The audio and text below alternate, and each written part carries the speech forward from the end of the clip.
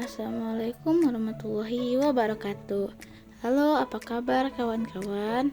Di sini saya akan menjelaskan tentang apa itu toleransi, batas-batas toleransi, dan prinsip toleransi. Kita ke pembahasan yang pertama dulu. Apa itu toleransi? Allah Subhanahu wa taala berfirman dalam surat Al-Maidah ayat 2 yang berbunyi, Bismillahirrahmanirrahim.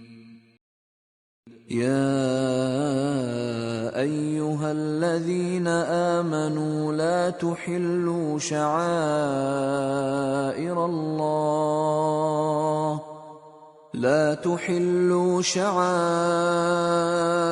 الله ولا الشهر الحرام ولا الهدي ولا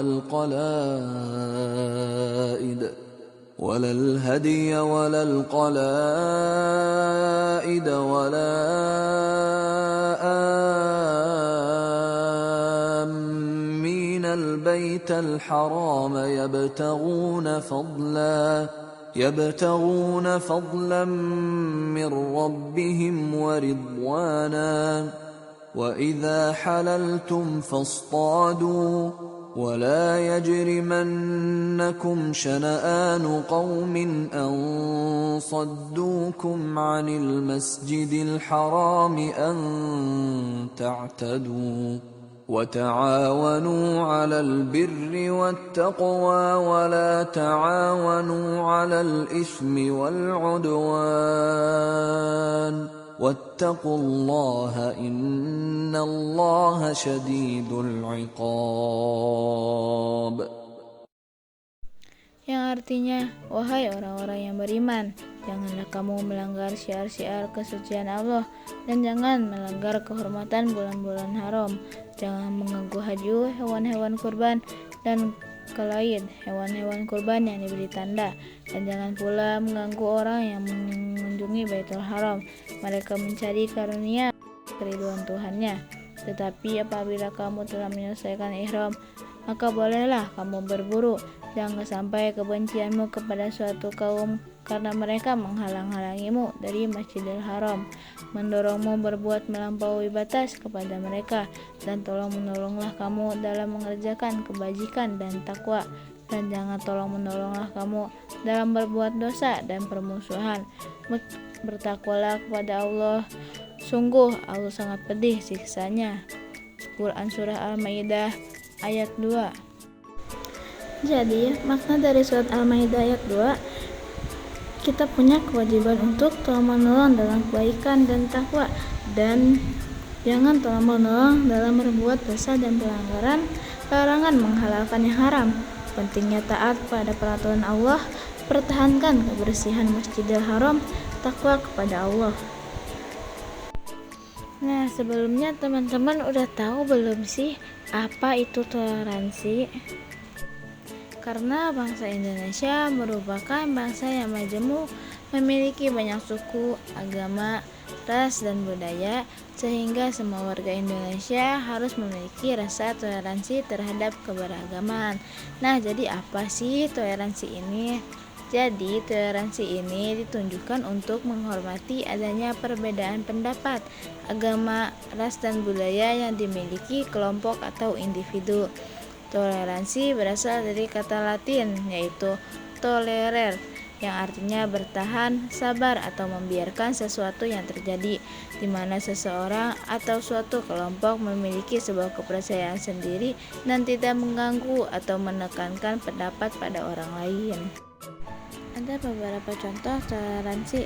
Yang pertama, menghargai keberagaman budaya, menjaga keterbukaan terhadap pendapat lain, membantu tetangga, berpartisipasi dalam proyek sosial, dan menghormati hak asasi manusia.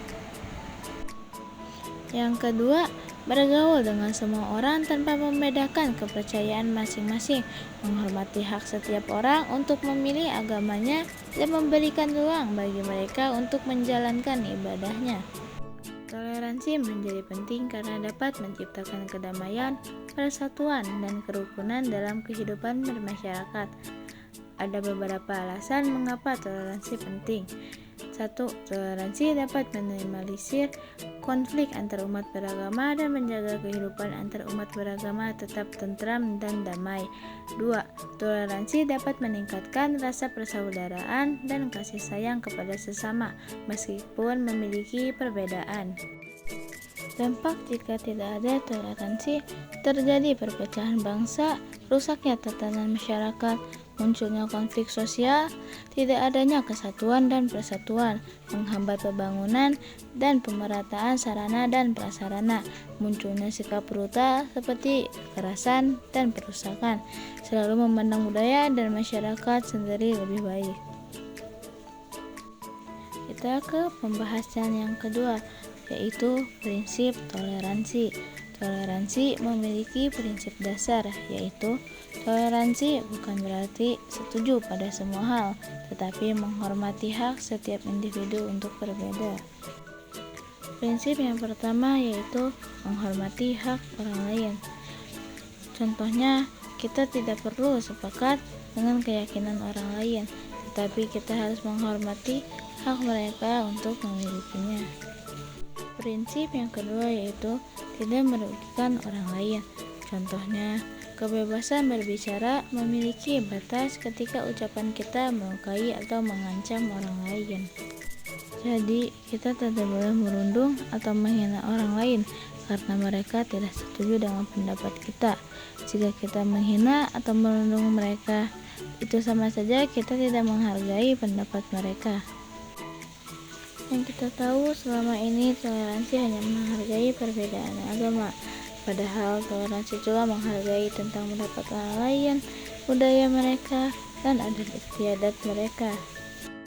Kita ke pembahasan yang ketiga, yaitu batas toleransi. Dijelaskan dalam buku Inspirasi Kultum dan Khutbah oleh Dr. Rosidin MPDI, batasan toleransi dalam Islam dibagi menjadi dua, yaitu di bidang muamalah dan di bidang ibadah. Batasan-batasan ini penting untuk dipahami sekaligus dijaga agar tetap berada di jalan yang benar. Batasan pertama yaitu ada di bidang akidah. Rasulullah SAW pernah diajak bertukar ibadah oleh kaum Quraisy. Mereka menawarkan diri bertukar ibadah secara bergiliran.